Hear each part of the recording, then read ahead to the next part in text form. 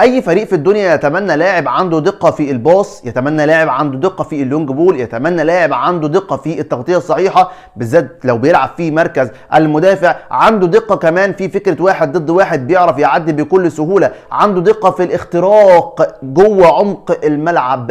هو اللاعب اللي قدامك ده، وهو احد اللاعبين المرشحين وبقوه للانتقال الى النادي الاهلي. عايز اقول لك ان اللاعب ده يا جماعه بيلعب برجله الشوله، وبيلعب كمان في مركز الباك ليفت ومركز السيرد باك، وطبعا هو بيلعب بشكل كبير جدا في مركز السيرد باك. اما بقى عن الحته الهجوميه، فانا بقول لك لما بيلعب في الباك ليفت بصراحه يا جماعه بتحسه كده وينج مش باك، بتحسه مهاجم مش مدافع. لاعب مميز جدا، عنده الاوفر ده بيبقى صحيح جدا جدا بنسبه كبيره جدا.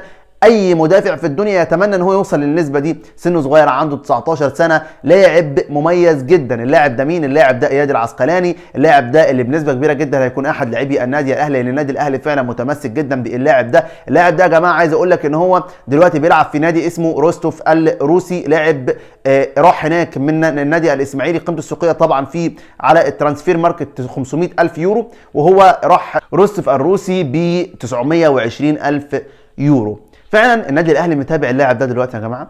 هيجيب لاعب سنه صغير، هيجيب مدافع مميز جدا جدا جدا، وده مش كلامي انا بس، ده كلام معظم محللي الاداء اللي اتكلموا على اياد العسقلاني.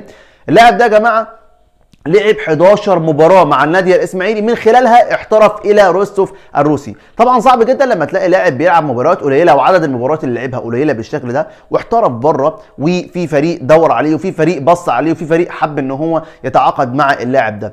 هو لاعب مميز، مش محتاج غير حاجه واحده بس، ان هو لو جه النادي الاهلي بالفعل يتمرن اكتر، يلعب مباريات اكتر، هتلاقي لاعب عبقري. وعايز اقول لك كمان ان بنسبه كبيره جدا اللاعب ده في المستقبل، وهتقول احمد قالها، هيكون واحد من اهم اللعيبه اللي موجوده في المنتخب المصري، مش بس في النادي الاهلي او بس محترف بره، لا ده هيكون احد اللعيبه المهمين جدا جدا جدا اللي هيكونوا موجودين داخل المنتخب المصري. عايز اقول لك كمان ان اللاعب ده يا جماعه مش خلاص جاي النادي الاهلي، لا النادي الاهلي بيتكلم على اللاعب، وبنسبه كبيره هيكون في النادي الاهلي. ولكن انا عشان كلامي يبقى صحيح ما قلتلكش ان اللاعب خلاص بنسبه 100% جاي النادي الاهلي او النادي الاهلي تعاقد معاه، لا ما قلتش الكلام ده كله خالص. انا بقول لك هو مرشح وبقوه للانتقال الى النادي الاهلي.